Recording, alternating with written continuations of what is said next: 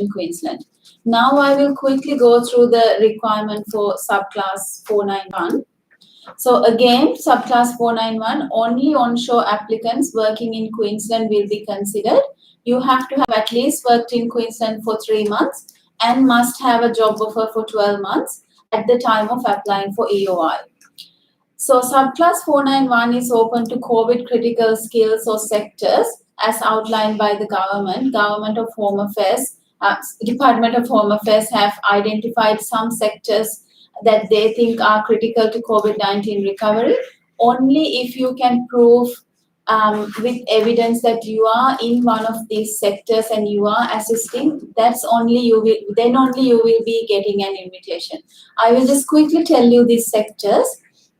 The air ambulance, critical medical technology, engineering, critical infrastructure, supply chain, telecommunications, film and television production, maritime industry, agricultural technology, food technology, mining, emerging technology, financial technology, and large-scale manufacturing. So, for example, let's say you're an accountant, but you're working in one of these sectors and you believe that you are contributing. So it's a really good thing. There is no specific list of occupations for 491. As long as you can fit your occupation into one of these sectors, and you can also prove that you are contributing by providing a statement and maybe a statement from the employer, then you may be considered. For this, you don't have to have 80 points. They have mentioned 65 points and above. So you can have the minimum of 65 points. And so you can the occupation still get, is quite broad and it's not narrowed down to ANSCO codes. So as long as the occupation sits within that industry, you're qualified. So I think that's a very good incentive or very good program. And I think it's more closer to the global talent selection program as well.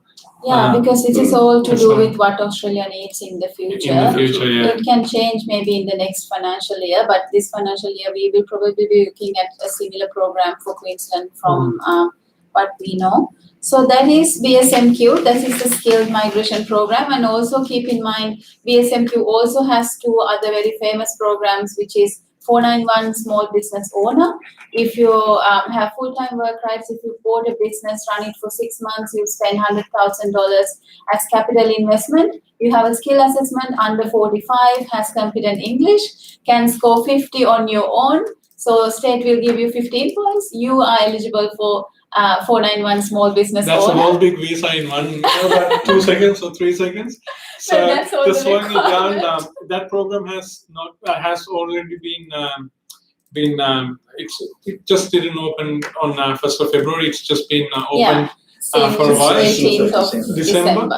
So the program is if you have full-time work rights and a skill assessment. Try. No, I don't want to try.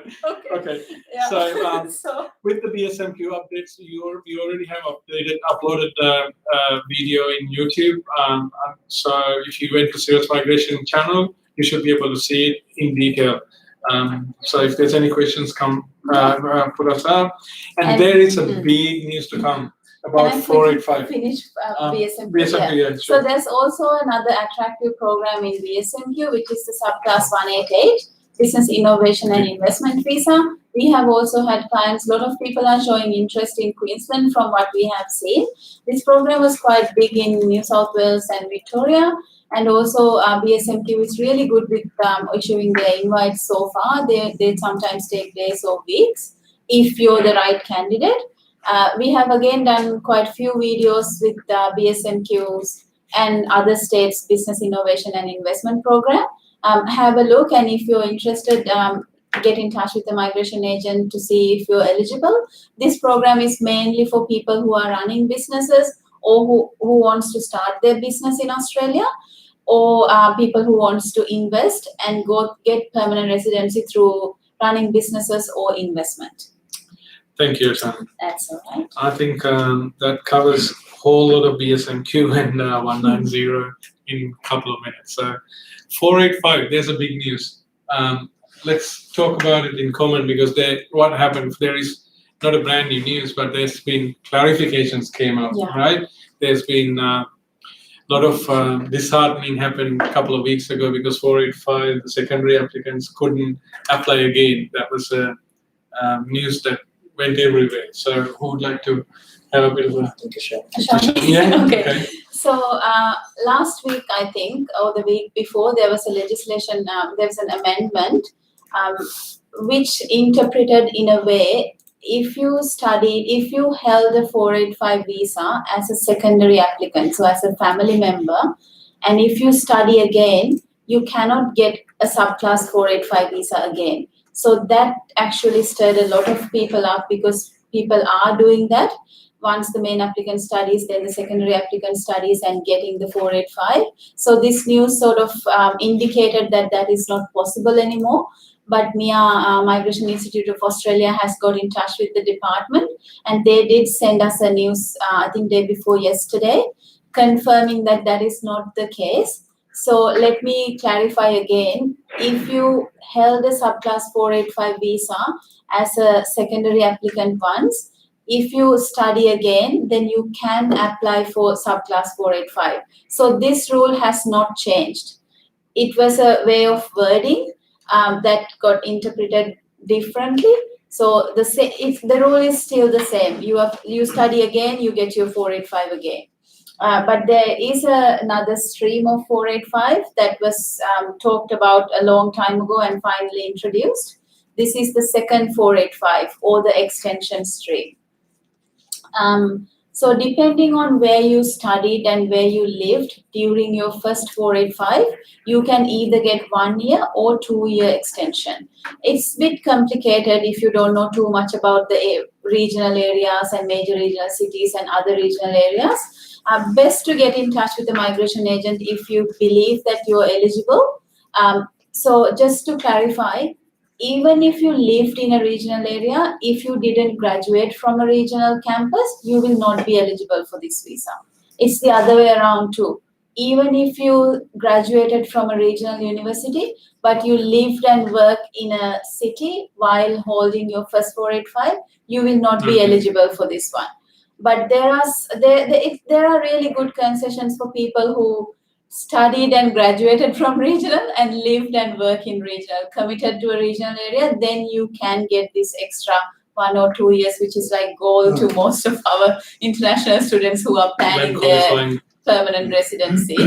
Because these days, skill occupation lists are very different, and states are more careful in giving invitations, so people need more time for the states to open with full quota and full occupation lists. So it's very important for international students to borrow this time to prepare for their permanent residency. So very important, if you believe you're eligible, get in touch with the migration agent, find out if you are, and then you may be able to apply for this visa. It's open in the account. You can apply from now. I think it cost about $650 for the application. And that is the department's fees. Department's application fees, yes. So is it fair to say that to encourage students to obviously go and study in the regional area so that they can qualify, so that they can get their 485 and to live in the regional area, and then still qualify for the 485 extension after that? That's what I think that's what the Australian government wants. They are trying to promote regional areas in more than one way, to get people to actually stay in regional areas for the regional development. Which is actually fantastic, because there's a lot of students who do their studies, and when they're off the student visa and they go on the 485, as you know, you only got one shot at the 485. Well, not now. If you studied and lived in a regional area, then you've got that extension. But it's actually fantastic, because when they go on to that 485, their first one, then they don't maybe get a job and get the required experience that they need during that time. But now they still have that extension available in order for a PR pathway. And while we're talking about updates and news and clarifications, I just wanted to point out one other thing. We released a video about a week ago, so about Global Talent Independent Visa, GTI, new updates under Direction 89. A lot of people got confused, and they're saying the Global Talent, the website is not been updated. It's still 7 sectors, not 10 sectors. We just wanted to clarify. It's the legislative instruments has been issued, which means it is legal for you to apply under the 10. So what we provide, the information we provided is spot on and it's correct. It's the right information. Sometimes it delays a little bit for the websites to be updated and things like that. So the sectors have been broadened up. Don't be confused. So if you were qualified earlier, you will be qualified again for this one as well. The only thing, the masters and the bachelor's students, your chances have been altered. So you just purely by having good scores in masters and bachelor's, you won't be able to apply. But the sectors or the industries has been broadened, so your eligibilities can be come from a lot of other areas. There's 3 new sectors: education, circular economy, and tourism. So it's been broadened on top of the other ones, and the others been altered a little bit to broaden out the sector as well. Can I just say something? Yes, I've been please. getting some queries also from people that saying, what happened to data science? What happened to quantum information? What happened to cybersecurity? What happened to ITC? It all falls under, still there, it all falls under Digitech. Yeah. So it all falls under Digitech. Digitech. Okay. So it's not taken away, it's still there. And with regard to masters, if you're relying on masters alone, Yes, then- I wanted to clarify that as well. if you're relying on masters Yes. alone, then you won't be eligible any longer. So you need to still show that outstanding achievements. Correct, Yeah, Isha? so just to maybe clarify it in a way, let's say you only have high school, but you're earning $300,000 over the threshold, and you have this amazing history of awards and things for you, what you have done, for example, space and advanced manufacturing, just any sector, you'll still be eligible even though you don't have any formal qualification. This is only if you're based your application on high merits from masters or bachelors. And then You're the not global eligible. Because before it talents was there. over 80% with masters, and everybody was applying and they were saying You they were can go it, eligible, Yeah. but you need to provide a lot more than that. We've got a really interested topic that we talked about. I said to Willem, we should talk about this in the live session. We were talking about complicated visa issues. A lot of people think once you get permanent visa or once you get citizenship, that's it. You're never going to get a visa refusal, visa cancellation, which is a myth, I would say, or a rumor. It's still a minefield, you know. Yeah. If you're granted a permanent visa. We worked on a couple of complicated So just to give you an citizenship example of a case, yesterday I spoke to a client who came to Australia, who applied for a Subclass 186 through the 457 visa originally, was granted permanent residency, and then a year or 2 years later applied for citizenship, and the citizenship was refused. And he got a nasty letter to say, we've found some adverse information on your previous applications, which related to an IELTS certificate, which was doctored, changed when it came from India. Yeah. Sorry to mention India, but it just, happened in that country. Anyway, And it was altered to make it look better for the application. Yeah. And so, So just they to didn't realize it at that time? no, they didn't. No, and I think it's an important point here because when they're assessing the citizenship application, it is assessed at a much higher level scrutiny in terms of character and the scrutiny of the documents, because that doesn't happen necessarily at the lower level. And that's why when they do a check between the documents, previous applications, it was found out that the writing on that particular certificate was not consistent with the person's handwriting. So that's just an example of how things can go pear-shaped. The person was then visa cancelled, became a Section 48. It went through a tribunal, went to the Federal Circuit Court, where it's still sitting now today. And I don't think there's any hope for this person now to get something permanent in Australia. Might have to leave Australia. But that's just an example of the minefield that sometimes students or would be prospective clients can find themselves in if they don't put in the correct paperwork, don't put in the responses to the questions, or the documents are not correct in regards to the supporting documents that are required to meet the eligibility requirements. So one of the points that we can learn from this whole scenario is, one, if you had done a mistake before the immigration or before the department picks up the error, we still have plenty of time to correct it in a legitimate way. Yes. That will not lead you to that section. So if you have any doubts, or if you think you have done an error by mistake or during the application, please talk to a good migration agent, and they will advise how you can fix it. There's a way out. There's a way out.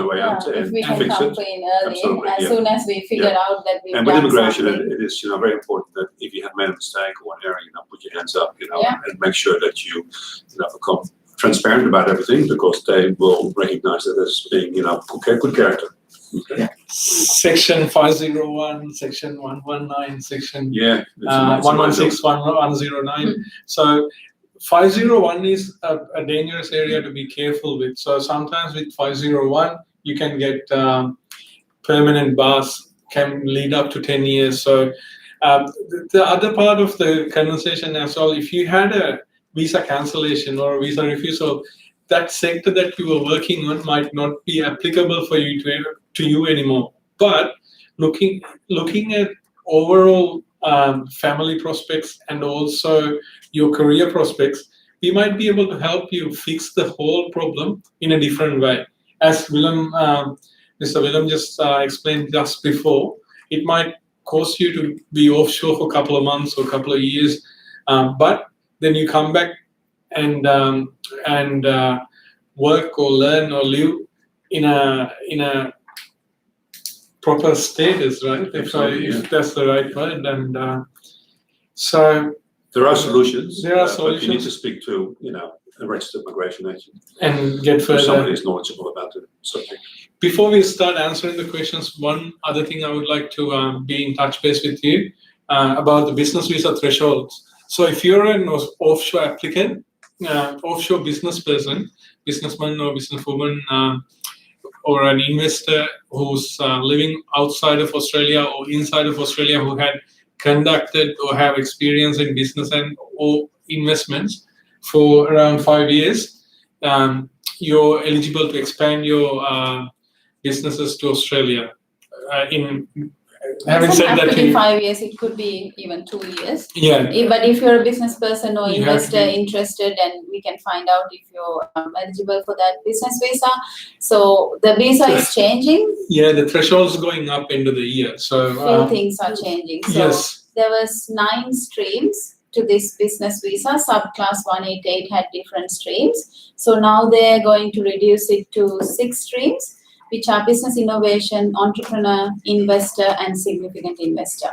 Some of the premium investor and the other ones are gone now. This is going to be from 1st of July 2021.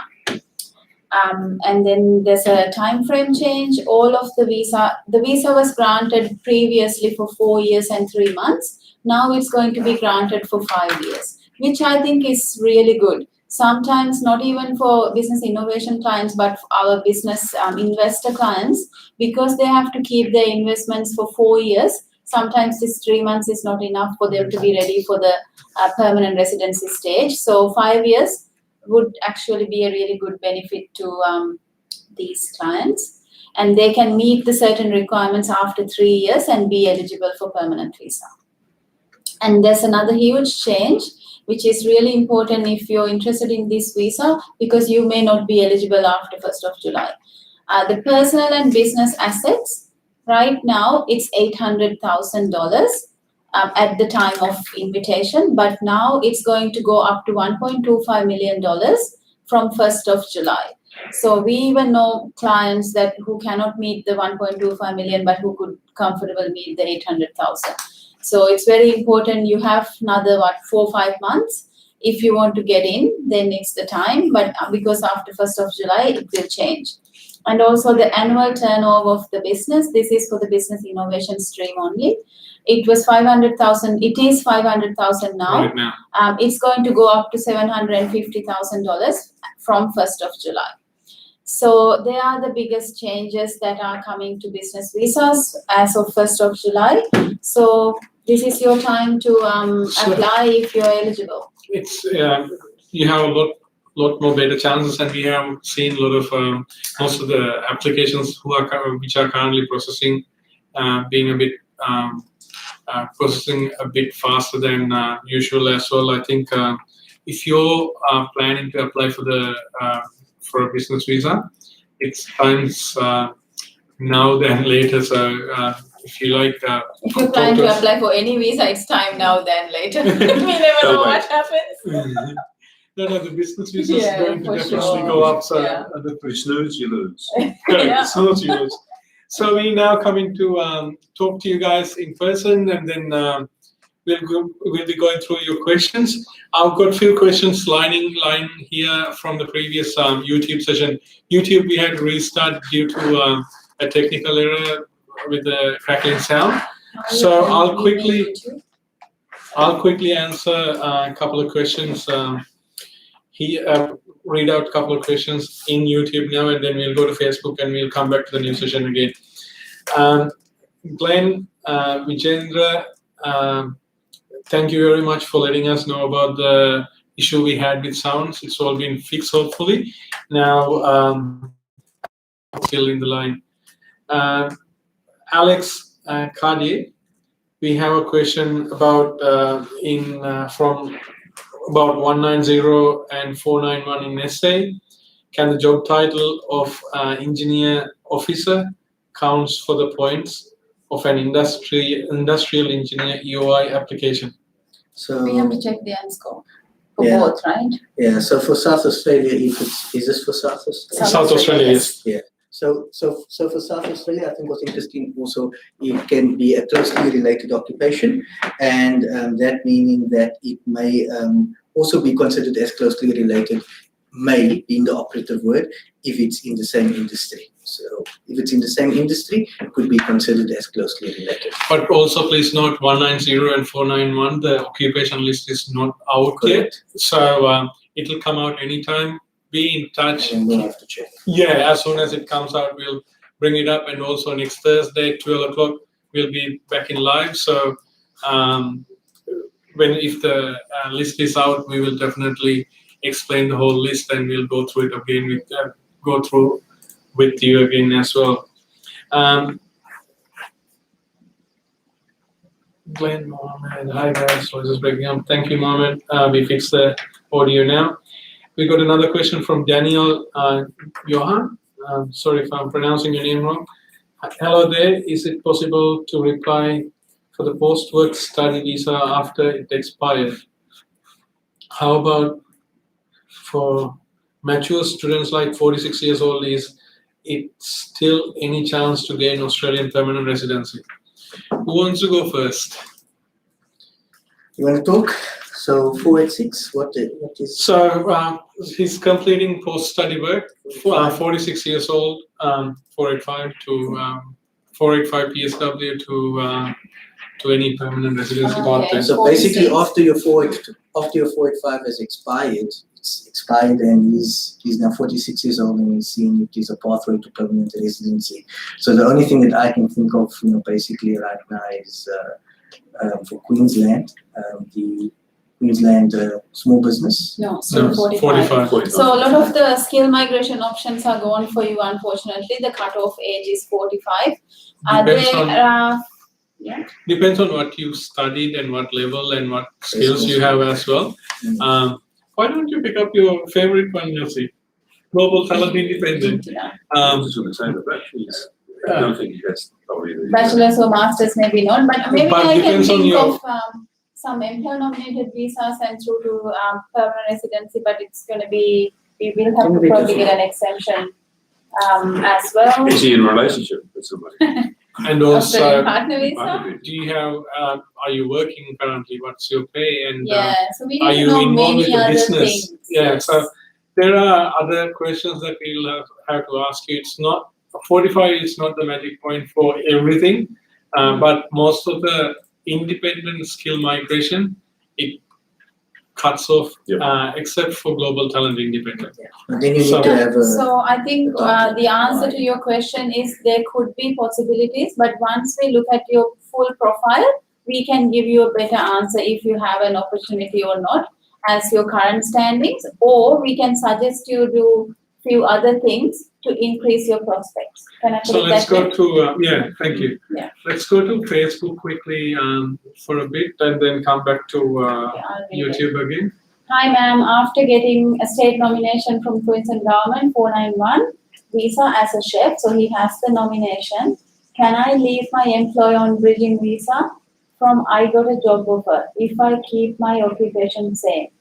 As long as you can get a new job offer from your new employer who locates in regional Queensland with a full-time future job offer, should be fine.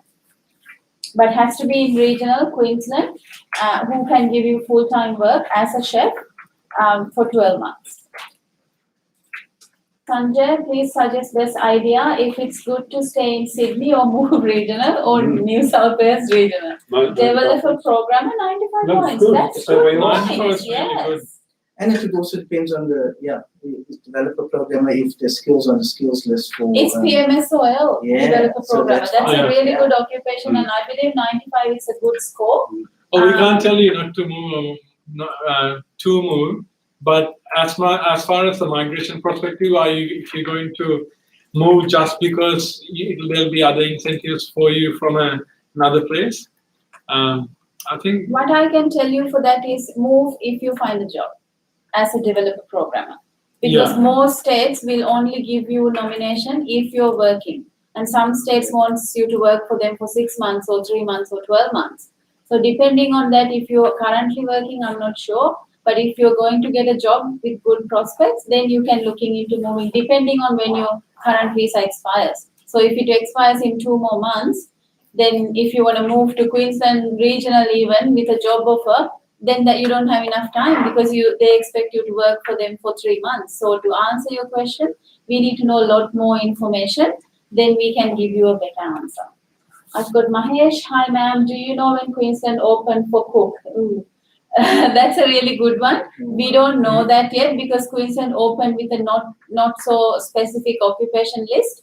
I'm hoping maybe July, maybe in the next financial year. But so far, if you're a cook, maybe again it's possible. But if you're working in one of the sectors as a cook, see if we can convince them with good points. And Right? 482, the work visa, all 457 is still available as well. I mean, cooks, there's a big demand. I have posted a post not long ago. There are a lot of, if you have the skills, there are a lot of employers looking for staff. So keep an eye out for that. So the IELTS requirements only 5 general. So cooks and chefs, you have. I've seen a lot of opportunities out there right now. So if you need any assistance, just keep an look out from Seek, and there's job markets out there. So I've got Zishan. Hi, thanks for the session regarding offshore candidates who have their EOI lodged. Should they wait or can consider move to Australia on a student visa in closely related master's course? Well, the borders are closed still. So. Currently, the borders are closed, so you can't really move to Australia. But then again, if you're in Australia, then you won't be considered as an offshore applicant. You will be considered as an onshore applicant, which with new criteria. But not many people are getting invitations from offshore, if we're going to be frank with everyone. Anyway. So Umesh Salma is asking a question about GTI. Sorry. When he's asking when the new sector is going to be open, it is actually open. I know the website's not saying it's showing the 10 sectors. See, I know it can be quite confusing for people because they only have that website to depend on. Lot of them, not migration agents, but the applicants only have the website to depend on. Talk to a migration agent or talk to us. We'll let us know. Be in touch with us through admin@sirus.com.au. But having said that, sorry, your point, the policy behind, I was the about to say, it's not there. So obviously there's something happening there that's being that's updated, right. and we're not getting the direct information that applies to that. So legislative instruments being out, so I think I'm confident to put in if you're in one of those sectors, I would put my hand out to put an application through for you. So Okay, I've got Neil. Hi, ma'am. What will be the cutoff for 190? Will everyone between 80 or above will get invited if they're in PMS or L list? Not Right. really. Not everyone will get an invitation, but you will be given priority. Yeah. Then again, they will look at your English, they will look at your score, they will look at how long you've been in Queensland. There are so many other things. But to be honest with you, if you're over 80, I'm sorry, I'm looking at the screen, not at the camera. If you have over 80, that means you're one of the lucky ones. Yes. Yeah. Let me put it that way. It's a comfortable score. Yes, and that's what BSMQ said. You know, if you have over 80, then you will be priority processed. And I've got Kumesh Senanaika. Kumesha, yeah. Happy Independence Day, Sri Lanka. I'm interested in doing PhD. Currently, I study MPA in CSU Sydney. Studies Centre, and I have completed only one semester. I have first class degree in bachelor's. I have published my bachelor's research article, and I have completed chartered accountancy up to business level in CA Sri Lanka. Also, I have experience as a finance executive in Sri Lanka. I would like to know which states are good to follow a PhD and what the PR possibility through a PhD. Depends on what sort of PhD you want to study. With regards to states, So probably we don't know what's going to happen in 3 or 4 years' time when you that's complete right. this. PhD normally it's a long takes time. about 3 to 4 years' time. It's quite hard to predict. If I put my But the states also got the graduate stream. yeah, Yeah, that's So- right. PhD has good prospects, much better than bachelor's or master's in accounting, because looks like she's in accounting field as well. if I put my GTI shoes, I would say try to stick to do your research on finance sector or circular economy or Rather than accounting. accounting. Yeah. So that'll give you better prospects in most of the areas. So. Mario's trying to push us to 5 minutes, but we will try to get through to as many So I've questions got as possible. Abhiram. Abhiram saying, will I receive 5 points for regional study if I complete some part of my study online or overseas? It depends. Actually, that's a good question. It depends on which university the COE is being issued for. So with the And there's no ministry- legislation around it. Yes, but there's been discussions over it, and I don't know. I have to check the policies if there's any policy instruments in there. But if you have been registered or enrolled with a regional university or a college, then you'll be assessed as a regional, or you'll be able to claim that 5 points, to my understanding and knowledge so far on this subject. Because of COVID, because Yeah. you're stuck and you can't come here, and they have given a lot of concessions to students. So most likely, yes. So that's pretty much it with Facebook, right? Or do we have any more? That's all. And I've got So- YouTube here. Can you jump into YouTube? Yeah, so I've got Ajay G. You have sent us many messages. Thank you so much. So he's going to graduate in June 2021. Currently, I have a 20-hour job in security within university. Do you think I can claim points for this work while studying based on my Indian 2 years experience? Also, what are the chances of security specialist in Victoria in future? Also, maximum points I can get is 90 for 189, including the job of security. I can't do NATI to get 95, as my language is Malayalam from India. Yes, that is not available for NATI yet. It's not there for NATI, yes. I can reach 90 with professional and local experience. So, Ajay, so you are graduating in June 2021. The first thing would be, what you need to do is get your postgraduate visa and then find employment in your field. Then we have to try and get you a skills assessment based on your offshore experience and see if the assessing authority will accept your qualification, the experience that you have in Australia. Based on that, you got your qualification from offshore. I wonder if you also have work experience in offshore, which is quite important for us to know, because sometimes the skill authority, the ACS, can absorb a couple of years. So may not be possible for you. Get in touch with us. I'm interested in looking at your profile, and I can give you better advice once I look at a complete CV for you. I've got Vishal, 75 points for ICT trainer for 491 visa, looking for South Australia or any other state. What are the chances to get the invite? Having positive skill assessment and lodged EOI as well. So Vishal, just wondering, I don't know if you are working, because most of this, and I don't know which state you have lodged your EOI. Maybe get in touch with us. Yossi is an expert in South Australian skill migration. Happy to give you a consultation to see what states are best for you.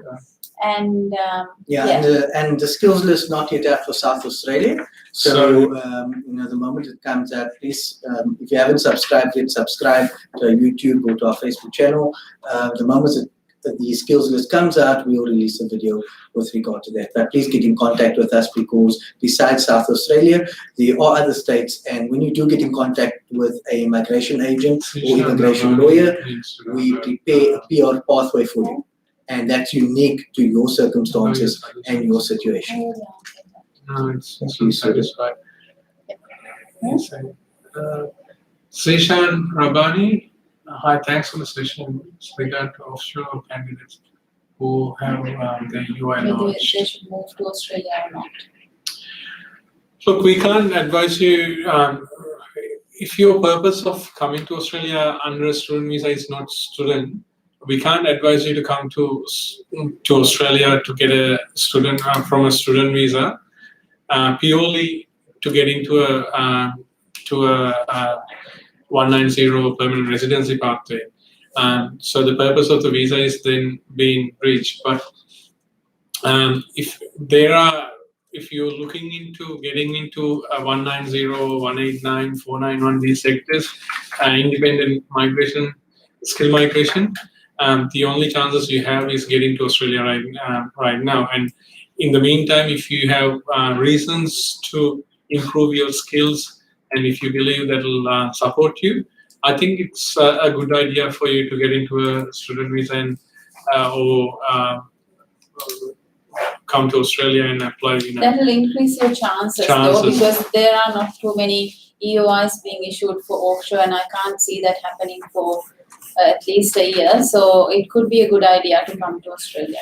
So if you require further clarification, I would suggest you to probably send us an email through admin@sirus.com.au. And also, I would like to bring this up for all our fans. We get hundreds of questions as soon as we finish these sessions. We might not be able to come to you straight away, but all our back office team and us, we trying to get back to you as soon as we can, and in a reasonable manner. Sometimes the questions are too narrow, asking us direct, are you eligible for PR and stuff like that. Sometimes it needs us to spend, assess your case and assess your information before we can give you a proper answer. Yeah, so in that case, email us admin@sirus.com.au, and thank you so much for whoever have emailed us after the last session and the session before, and we have got back to you, so we can do the same in this session. It's simply not practical for us to go through all the questions. We tried our best. So we've actually run out of time as well. So please email us. From the summaries that you give us, we will tell you the better.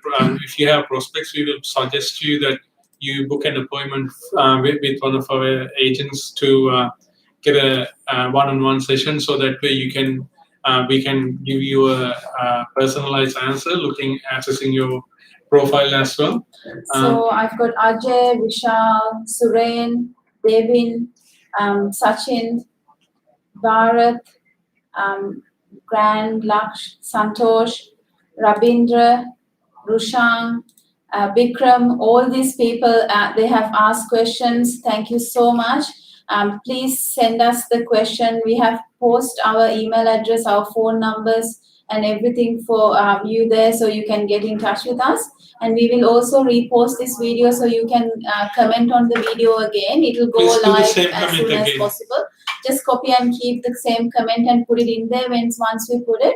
So we couldn't answer the last questions. Again, I've got Vishal, Ajay, Paritosh, Thank you so much for all your questions. Please send the question again.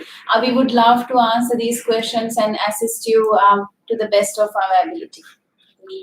And Ravi Adhikari's got a question. We'll quickly. I think I've seen a question just before whether to where it's better to move, whether to South Australia or Queensland. It all depends on what your occupation is. Both the states providing a lot of incentives. South Australia right now gives lots of incentives for skilled migrants to come, to attract skilled migrants to South Australia. So the only unfortunate thing, the skilled migration list for South Australia is not yet out, so we can't comment on that. So and we can't also comment if X amount of points is enough for South Australia at this present, because we don't even know the skills on the skills list. Yeah. So it'll be interested if you have already lodged an EOI, let's wait. If not, be in touch. And also, there was a frequent question came up about 491 and 190. If you have if you were to lodge applications, do you have to put separate applications? The answer is, in our experience, no. You only need to lodge one application, one EOI, with both the sectors listed in there. So they'll assess your qualification against both the sectors. And there's so many other questions out there. Sorry, we won't be able to finalize it all right now. There's so many questions out there too. We will answer most of them as soon as we finish. So when we upload this video in YouTube, please go there and recommend if your question has not been answered, or else please email us via admin@sirus.com.au or call us via 07 3361 8177, or if you're from other interstate, 13,000 Sirus. So 13,000 74787. And we will be back 12 o'clock again on next Thursday. Stay tuned. Thank you very much for. Have a safe week. We'll see you next week. Thank you. Thank you. Thank you. Thank you. See you.